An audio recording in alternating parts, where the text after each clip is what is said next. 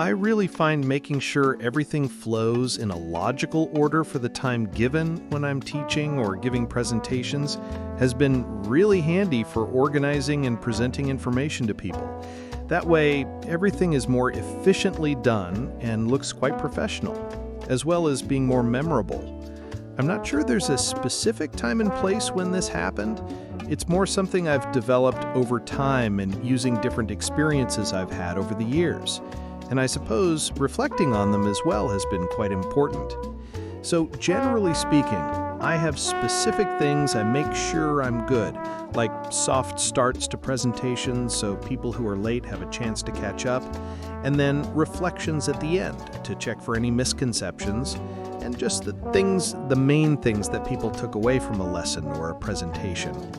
Between that, I try and put everything in a way that allows people to understand what's being spoken about and why it's important and how it works, before allowing them to try out what we are focusing on for themselves, so they get a little bit of experience with it too, rather than just talking about it.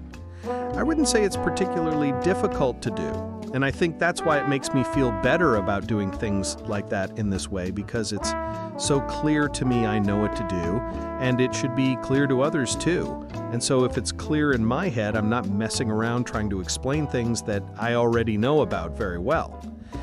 If I hadn't come up with this way of doing things, I don't think I'd be quite as good at what I do as I am. I feel like things would be a bit more disjointed, chaotic, and unclear. So it's super helpful that I'm able to do this, and hopefully others can as well.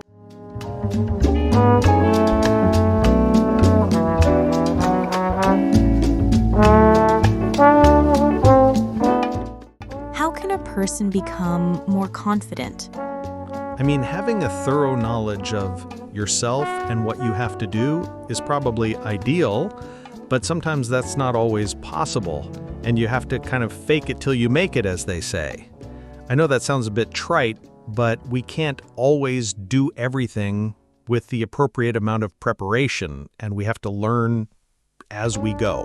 Are children of confident parents also confident? It seems logical, doesn't it?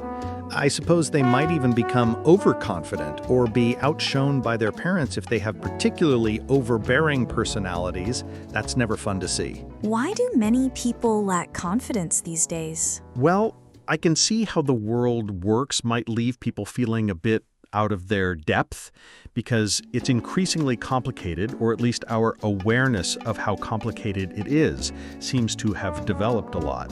I mean, very few people really understand how the advanced technology that keeps our society functioning actually works, and that could really undermine people's self-belief. What can teachers do to help their students become more confident? That is actually a very good question, since it's a very culturally and contextually sensitive thing. How confidence looks varies from place to place. I suppose, well, broadly, they'd have to identify what the markers of confidence are and look at ways to embody them. But that's quite broad, like I said. Can teachers help their students become more confident by rewarding them? Oh, God. I mean, that actually might ruin their confidence by making them rely only on extrinsic sources of motivation, by making them rely only on extrinsic sources of motivation without developing intrinsic ones. If you only do things because of what other people expect from you, then you might never do anything for yourself. What can teachers do to make studying more interesting? Good question. Well, usually, motivation and education gets fostered best through good relationships and seeing progress from things that work well.